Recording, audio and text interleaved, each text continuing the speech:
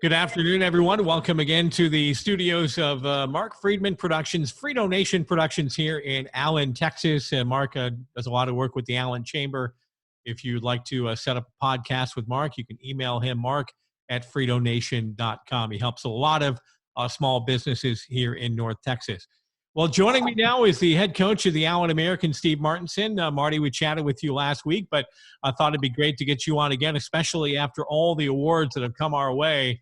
Most recently with Tyler Sheehy winning Rookie of the Year. That's 3 for him, and now 2 for Alex Breton, in addition to the all-first ECHL team, named the Defenseman of the Year. Just talk about those honors and those awards handed out to your players. You got to be pretty proud. Yeah, Sheehy was leading the league in scoring and would have led the league if he, played the whole year. But obviously, he wanted to get some opportunity to play in the American League, and might have been a little frustrated on maybe his playing time up there, but he certainly was great with us. And same thing with Alex. Alex has always been a fun player to watch. He can carry the puck. He jumps into play and does a great job skating it out of our zone. So a couple of top players for sure. I remember Alex early in the year said, I got to get my game going. He wasn't happy the way he started, but boy, did he finish strong. I challenge anybody to find a better player in the league the second half of the year. Yeah, he started. Lancaster was leading the league in scoring when he went up the first time. I think he had 13 points in 12 games, and Alex had a kind of a slow start and a slow start scoring goals too. But he's got the talent, and obviously we saw a lot of what he could do the year before. So I'm proud that he led the league in scoring for defensemen, and he was up at the top of the league the year before, and then we loaned him to I think it was Springfield. I think we loaned him to a couple of different places, maybe Bellevue too, and that's how his numbers were down, but they were still really high per game. How much do these personal awards help these players, obviously with agents doing negotiating in the offseason, especially for contracts at the higher level? Well, obviously their recognition and their first and second year guys, and Alex is younger because he played junior, so it's going to help those guys going forward. I'm not sure what's going to happen with each one of them, but obviously, I think Breton was talking about going to Europe, and so that if that's what he decides to do, being the defenseman of the year is certainly going to give him lots of teams talking to him. And I've heard the money's changed a little bit in Europe, though it's not as high as it used to be. So we'll see what happens with Alex, but I'm sure he's going to get opportunity with other AHL teams as well.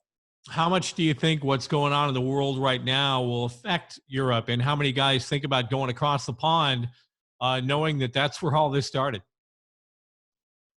Well, it'll be interesting to see if it, how soon it levels off here. But I think with economies and everything over there, I haven't really looked into it completely, but, and I haven't asked a lot because typically I'm not looking at the guys that are trying to go to Europe, and we certainly don't compete with Europe money. But, I have heard that negotiating is down, and Costello, I know, doesn't have a deal yet, and he led the DL in scoring. So, we could see some return of some players and less guys going overseas is my understanding. In a case of a guy like Chad Costello, how much does age affect him? I know he still looks like he's 19 years old, but obviously he's been around, minor pro hockey for a long time. At what point do teams over in Europe stop looking at you and saying you're too old for what we want? Well, you know what? It's hard to say on that because he led the team, he led the league in scoring, and I think he's 34. So some players, and I don't think Chad's had a lot of wear and tear in his body, so some players can play longer. And he skates pretty efficiently, so he doesn't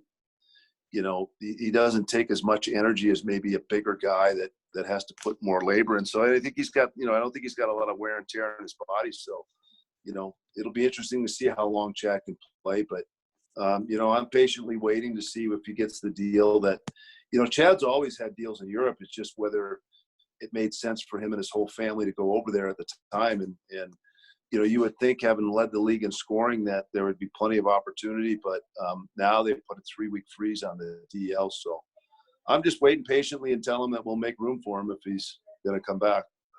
When we last And talked to you, I'm sorry, Marty, go ahead. yeah, and I spoke to Iowa about him too, and you know, I mean, it'd be interesting to see what happens with Shea because you know, I know Iowa likes him and Minnesota likes him, so we'll see what happens with that contract and whether that you know frees up money to be able to sign Chad. I know last when we talked to you, you were working on the schedule, trying to make that better for us this year.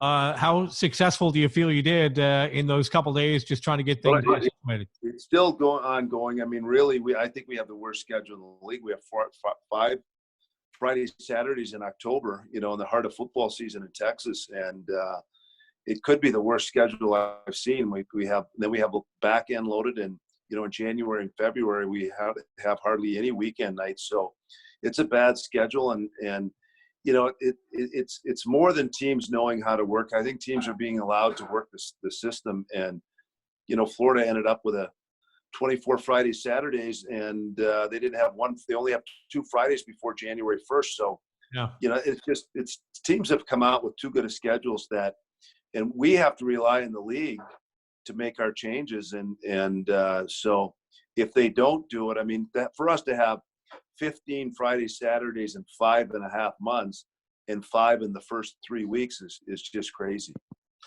Well, if it seems like I have a little extra pep in my step this morning, it's because I have Carrie Underwood close to my heart. And one of the best concerts I saw last year, I knew it would make your day if I shared that with you. Yeah, well, I mean, I like my country western. I think I got a couple of her songs, but I know that she's a hockey fan. So, Oh, yeah, she is. Marty, thanks as always. Thanks for doing this. all right, you're welcome, Tommy. All right, that's Allen American's head coach, Steve Martinson. Thanks for joining us today.